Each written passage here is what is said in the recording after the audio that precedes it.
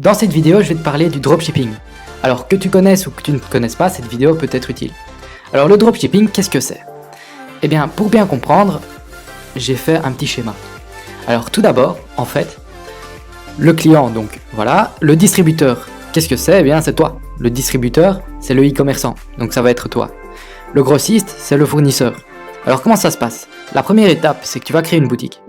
Tu vas créer une boutique, mais avant de créer ta boutique, tu dois contacter les fournisseurs. Alors je ne parle pas que des fournisseurs qui se trouvent chez AliExpress, tu as énormément de fournisseurs qui acceptent le dropshipping. Donc voilà, tu contactes les fournisseurs et à partir de là, tu peux placer la marque du fournisseur dans ta boutique. Attention, si tu utilises des fournisseurs qui viennent de chez AliExpress, par exemple, eh bien tu peux avoir de la contrefaçon.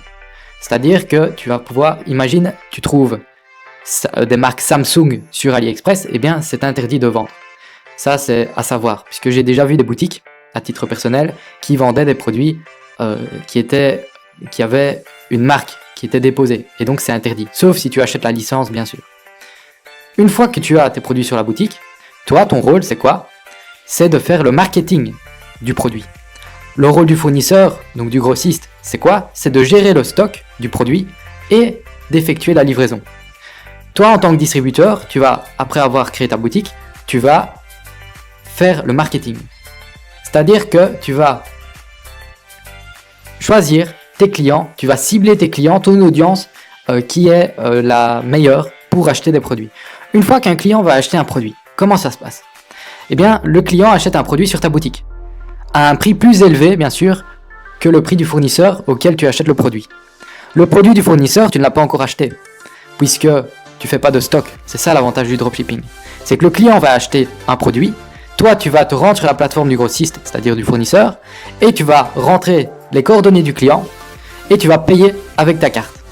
Ça veut dire quoi? Ça veut dire que le grossiste, donc le fournisseur, eh bien il va recevoir le paiement, et il va envoyer, dans un certain délai, le colis à ton client. C'est-à-dire que toi, tu ne manipules pas le stock. Alors bien sûr, avant toute chose, il faut contacter le fournisseur, comme quoi tu ne veux pas, imagine tu fais du dropshipping grâce à AliExpress, tu vas d'abord contacter le fournisseur pour lui dire qu'il ne stipule pas que le produit vient d'AliExpress, par exemple.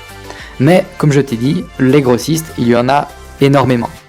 Tous les fournisseurs n'acceptent pas le dropshipping, mais il y a une partie des fournisseurs qui l'acceptent. Je te montrerai comment les trouver par la suite.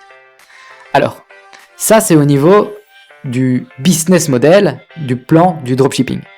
Alors le dropshipping, c'est un concept qui a été fort exploité aux États-Unis dans un premier temps. Maintenant, il est exploité dans plusieurs pays du monde. La plus grande source où les personnes font du dropshipping, en termes général, c'est AliExpress. En tout cas, ceux qui commencent utilisent souvent AliExpress, qui est une plateforme qui est vraiment bien, mais il faut se diversifier. Parce que de plus en plus, il y a de la concurrence. Parce que imagine, tu as un même fournisseur qui vend les mêmes produits à plusieurs e-commerçants, et ces e-commerçants vendent ces produits aux mêmes clients, donc à la même audience que toi, tu vas avoir la concurrence.